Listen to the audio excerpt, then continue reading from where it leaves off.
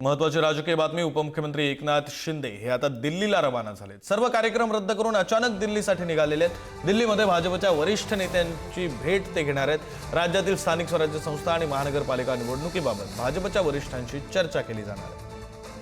अधिकचे तपशील देत आहेत आपले प्रतिनिधी पंकज दळवी. पंकज. विक्रांत, उपमुख्यमंत्री एकनाथ शिंदे अचानक दिल्ली दौऱ्यावरती गेलेले आहेत.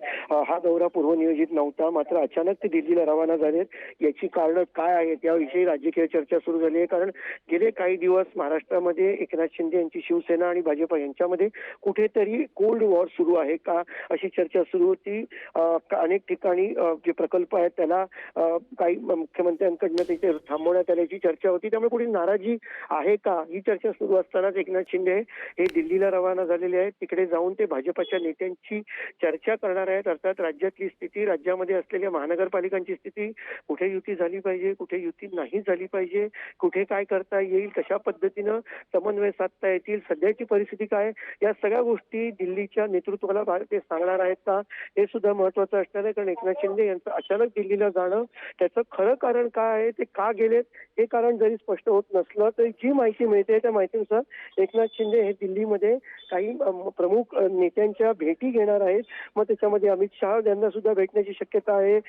इतर काही भाजपचे प्रमुख नेते आहेत त्यांना भेटतील आणि त्याच्यानंतर नक्की ती भेटी का झाल्या याच्या बाबतीत ते दिल्लीला जे आहेत ते या बाबतीतली माहिती देते. पण सगळ्यात मोठी आणि महत्वाची राजकीय दृष्ट्या घडामोड म्हणजे एकनाथ शिंदे आता दिल्लीला रवाना झाले. अवघ्या काही वेळातच ते तिथे पोहोचतील. बरं पंकज, आजच अशी माहिती समोर येते की भाजप 150 पेक्षा जास्त जागा मुंबईमध्ये लढवणार आहे अशी त्यांची रणनीती ठरली आहे. आणि आजच उपमुख्यमंत्री एकनाथ शिंदे हे दिल्लीला रवाना झालेले आहेत. या दोन गोष्टींचा काही संबंध लावता येऊ शकतो?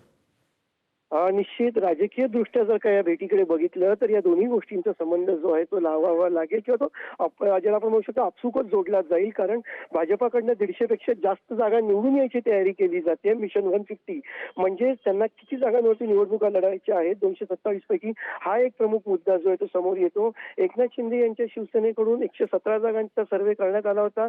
किमान 100 जागा तरी मिळाव्या अशी त्यांची अपेक्षा आहे.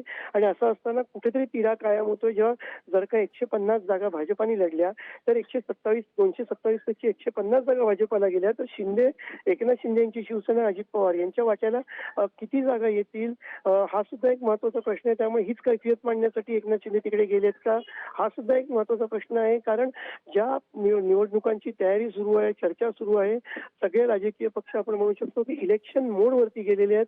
आणि असं असताना एकनाथ शिंदे यांचं अचानक दिल्लीला जाणं हे राजकीय दृष्ट्या त्याला अनेक अर्थ निघू शकतात, राजकीय दृष्ट्या एक संदर्भ असू शकतात. त्यामुळे एकनाथ शिंदे यांची दिल्ली भेट ही अत्यंत महत्वाची आहे. राज्यातल्या नेत्यांच्या भाजपच्यावरती काय प्रतिक्रिया येत आहेत हे पण महत्वाचा भाग असणार आहे. कारण अचानक दिल्लीला जाऊन प्रमुख नेतृत्वाशी बोलणं म्हणजे राज्यातल्या नेतृत्वाची त्यांची चर्चा झालेली आहे का की राज्यातल्या नेतृत्वाकडनं त्यांना अपेक्षित असलेला जो एक रिस्पॉन्स आहे तो मिळत नसल्याने ते दिल्लीला गेलेत का की सदिच्छा भेट असणाऱ्या या सगळ्या गोष्टी असतील. अर्थात या भेटीनंतर सदिच्छा भेट किंवा कुठल्या इतर महत्वाच्या बैठका होत्या, कुठल्या तरी कार्यक्रमाला गेले ही कारणं सांगितली जाऊ शकतात. मात्र याच्या मागे राजकीय गमक काय आहे विक्रांत ते नक्कीच आपल्याला समजू शकतं. कारण महाराष्ट्रामध्ये सध्या पूर्णपणे चर्चा जी सुरू आहे ती स्थानिक स्वराज्य संस्था आणि महानगरपालिकेच्या निवडणुकांची आणि त्या निवडणुकांमध्ये खरं आहे पंकज. त्यामुळे या भेटीमागचं नेमकं कारण काय आहे ते हळूहळू समोर येईलच. वेळोवेळी तुमच्याकडून समजून घेत राहू. तुर्तास धन्यवाद तुम्ही दिलेल्या या सगळ्या सविस्तर माहितीसाठी.